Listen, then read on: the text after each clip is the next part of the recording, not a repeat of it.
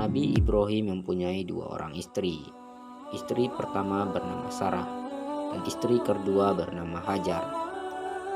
Sarah melahirkan seorang anak laki-laki bernama Ishak, dan Hajar juga melahirkan seorang anak laki-laki juga bernama Ismail. Sarah merasa kurang senang hidup bersama Hajar.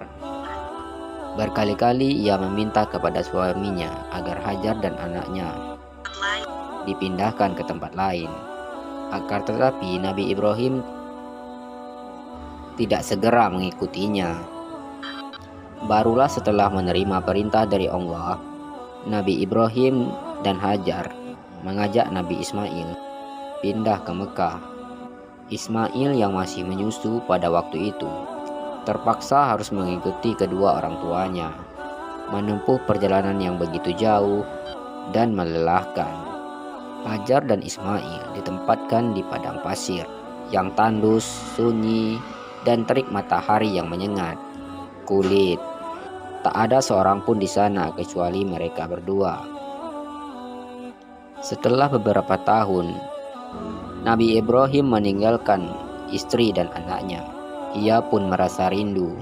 Beberapa kali ia mengirim utusan untuk melihat keadaan anak dan istrinya itu. Dan ketika utusannya mengatakan bahwa anak dan istrinya dalam keadaan baik-baik saja, Nabi Ibrahim pun merasa lega. Ternyata kehidupan istri dan anaknya itu diberi serba kecukupan oleh Allah Subhanahu wa Ta'ala. Hajar dan Ismail dianggap sebagai pemilik dan pemimpin di negeri Mekah karena mereka berdualah yang pertama kali menetap bertempat tinggal di sana. Demikianlah Nabi Ibrahim tidak dapat menahan kerinduannya. Ia pun berangkat ke Mekah dan bertemu dengan Hajar dan Ismail di padang Arafah.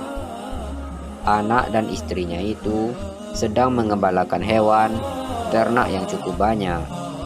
Dalam perjalanan ke Mekah, setelah mengembalakan ternak, mereka beristirahat di Musdalifah karena kelelahan dan akhirnya tertidur.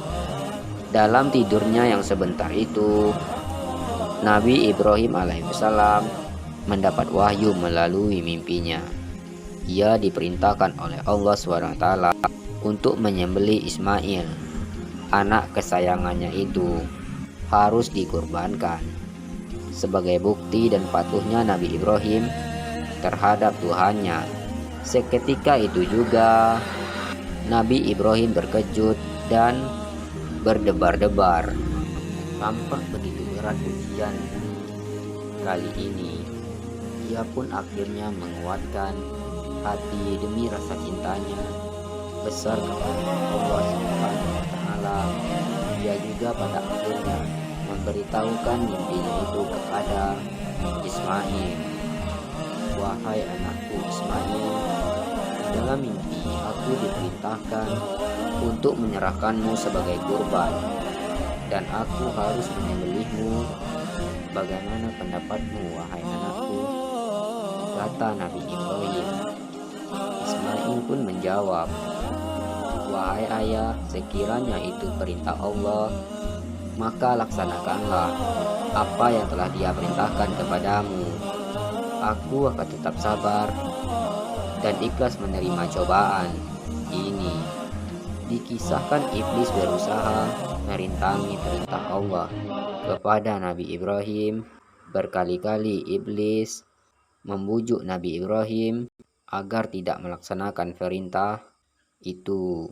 Namun Nabi Ibrahim tetap melaksanakan perintah Allah. Dan godaan iblis yang begitu dahsyatnya tak akan mampu meruntuhkan ketaatan Nabi Ibrahim kepada Allah. Nabi Ibrahim membawa Nabi Ismail ke atas bukit.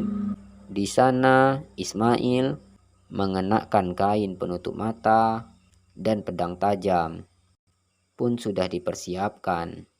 Ketika pedang itu berada di leher Ismail, tiba-tiba tubuh Ismail pun diganti dengan seekor kambing yang gemuk oleh malaikat Jibril. Dengan demikian, Selamatlah Ismail dari penyembelihan.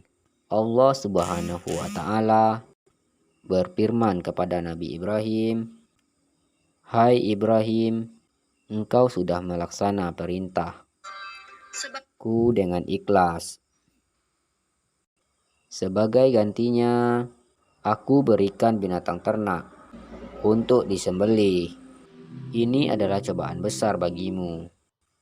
Peristiwa itu terjadi pada tanggal 10 Zulhijjah di Mina, dan sampai sekarang dirayakan seluruh umat muslim sebagai hari raya Idul Adha.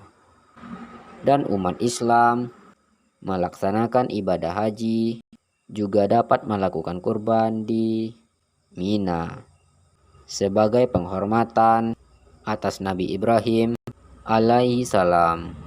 Demikian kisah Nabi Ibrahim alaihissalam. Semoga kisah ini dapat mempertebalkan iman kita kepada Allah Subhanahu wa Ta'ala. Amin ya robbal alamin.